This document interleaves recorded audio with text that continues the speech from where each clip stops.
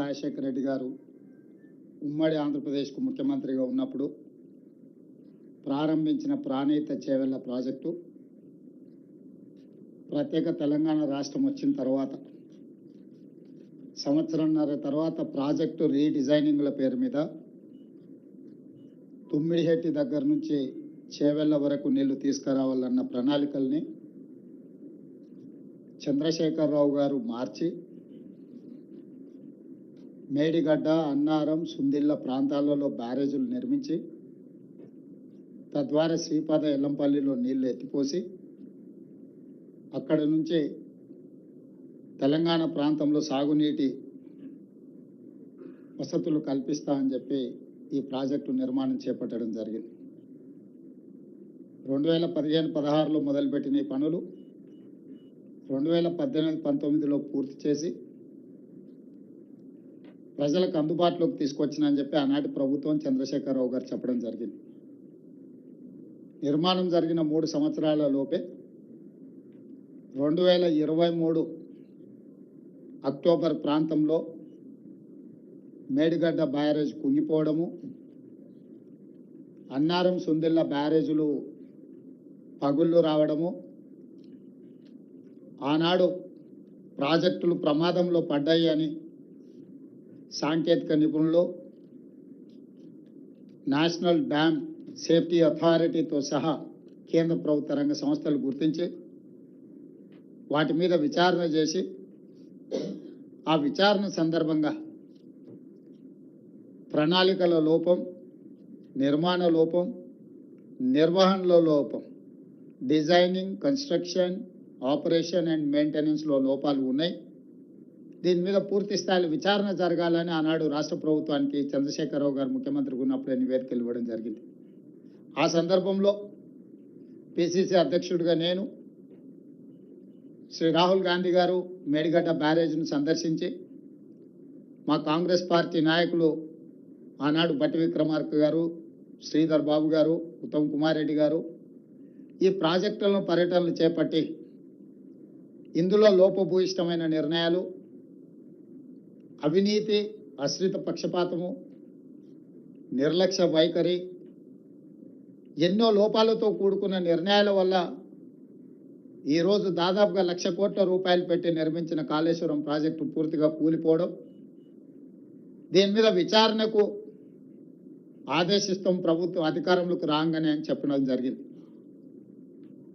ఎన్నికల మేనిఫెస్టోలో కూడా ఈ విషయం స్పష్టంగా జ్యుడిషియల్ ఎంక్వైరీ చేస్తామని ఆనాడు మేనిఫెస్టో కమిటీ చైర్మన్గా శ్రీధర్ బాబు గారి నేతృత్వంలో కాంగ్రెస్ పార్టీ తెలంగాణ ప్రజలకు మాట ఇవ్వడం జరిగింది.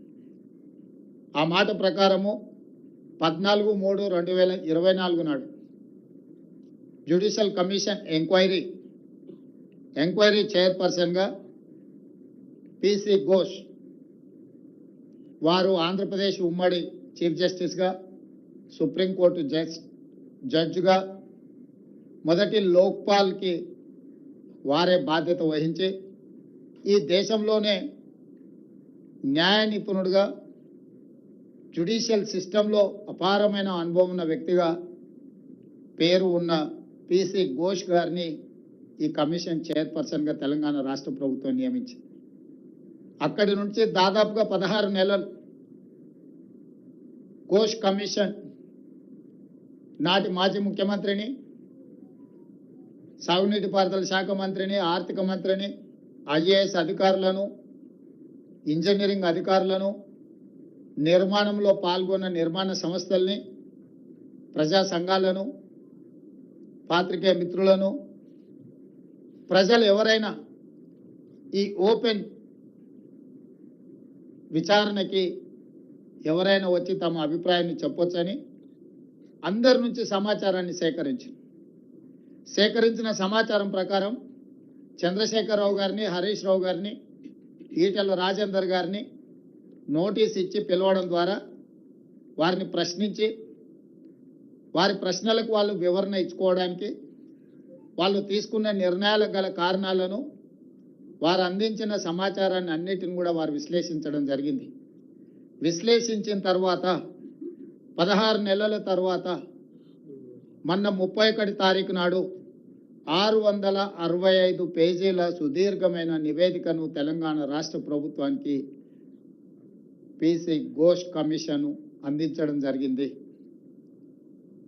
ఆ నివేదికను పూర్తి స్థాయిలో విశ్లేషించి సంక్షిప్తంగా ఒక నివేదిక ఇవ్వడానికి irrigation secretary, law secretary, GID సెక్రటరీతో 3 అధికారులతో ఒక కమిటీని నియమించి ఆ కమిటీ నివేదికను మంత్రివర్గ సమావేశంలో మంత్రులందరూ కూడా వివరించడం జరిగింది. ఇదే కాకుండా 665 పేజీల కమిషన్ నివేదికను ఈరోజు మంత్రివర్గంలో ప్రవేశపెట్టి దాన్ని మంత్రివర్గ ఆమోదం కూడా చేయడం జరిగింది.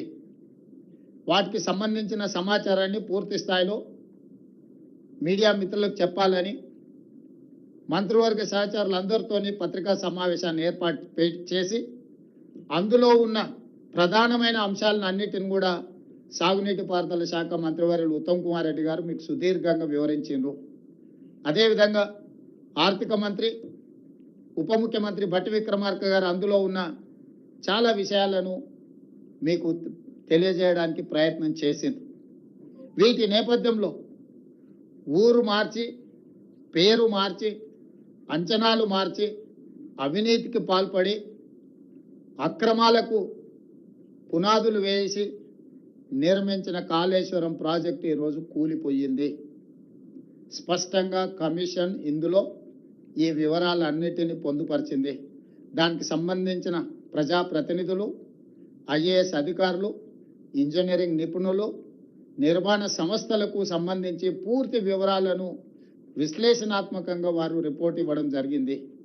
ఈ నివేదికను ఈరోజు మంత్రివర్గంలో ఆమోదించడమే కాకుండా రాబోయే రోజుల్లో శాసనసభలో ప్రవేశపెట్టి అన్ని రాజకీయ పక్షాలకు వారి అభిప్రాయాన్ని చెప్పే అవకాశం కల్పించి, including leader of opposition the then chief minister Chandrashekar Rao గారు, ఆనాటి సాగునీటి పారుదల మంత్రులు, ఇతర మంత్రులందరూ కూడా ఆనాడు మంత్రివర్గంలో ఉన్న వాళ్ళందరూ కూడా వాళ్ళ అభిప్రాయాలు చెప్పడమే కాకుండా చట్టసభలలో, శాసనసభలో కావచ్చు, శాసన మండలిలో కావచ్చు, ప్రజాప్రతినిధులు స్పష్టంగా ఈ నివేదిక పట్ల ఒక అవగాహన తెచ్చుకోవడమే కాకుండా వాళ్ళ అభిప్రాయాలను స్వేచ్ఛగా చెప్పడానికి అవకాశం కల్పించాలని ఈరోజు మంత్రివర్గ సమావేశంలో మేము నిర్ణయం తీసుకున్నాం.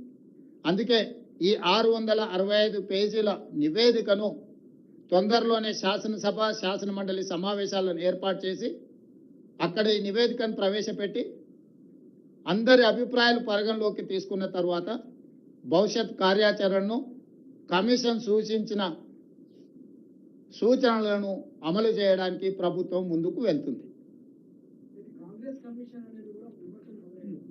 ఎవరది?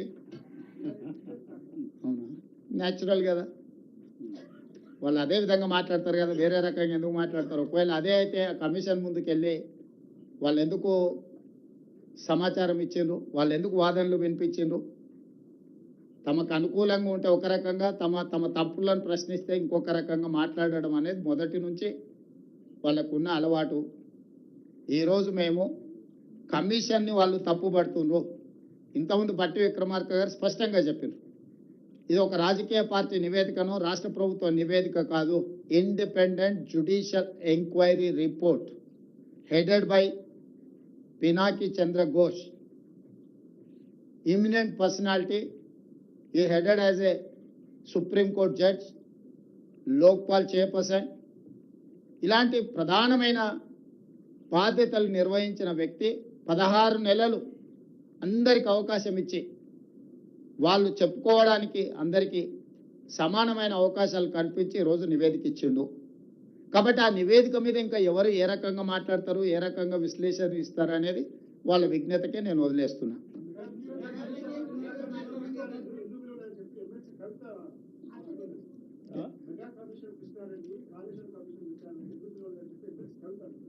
మరి వాళ్ళ ఫాదర్ని అడగాలి. ఎందుకనంటే ఎవరికి ఏం మంచి పెట్టిండో వాళ్ళ ఫాదర్కి తెలుసు కదా. లేకపోతే వారే వెళ్ళి ఘోష్ గారికి నివేదిక ఇచ్చేది ఉండే, ఇందులో మా ఫాదర్తో వీళ్ళందరూ కుమ్ముక్కై ఉన్నారు, మా బావ హరీష్ రావు గారు వీళ్ళతో కమిషన్లు పొందిండు, వీళ్ళందరూ తోడు దొంగలు, గూడు పుటాన్ని చేసిందని కవిత గారు ఘోష్ కమిటీకి ఒక కంప్లైంట్ ఇచ్చిన ఉంటే ఖచ్చితంగా పిలిచి ఉండేవాళ్ళు. ఇప్పుడు కమిషన్ నివేదిక ఇచ్చిన తర్వాత ఎవరిని ప్రశ్నిస్తుంది? ఒకవేళ ఘోష్ గారిని ప్రశ్నించాలంటే వారు కలకత్తాలో ఉంటారు, కవిత గారు కలకత్తాకి వెళ్ళి ప్రశ్నలు వేయొచ్చు.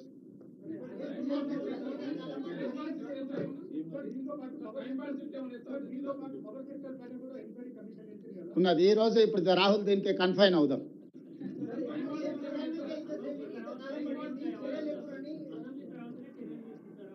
అసెంబ్లీలో చర్చలు చేసిన తర్వాత చర్చల సారాంశం ప్రకారం భవిష్యత్ కార్యాచరణ ఉంటుంది. మీకు స్పష్టంగా చెప్పడం కోసమే మీ ఊహాజనితమైన కథనాలకు కానీ ఊహాజనితమైన ప్రశ్నలకు తావు లేకుండా ఉండడానికే కమిషన్ రిపోర్ట్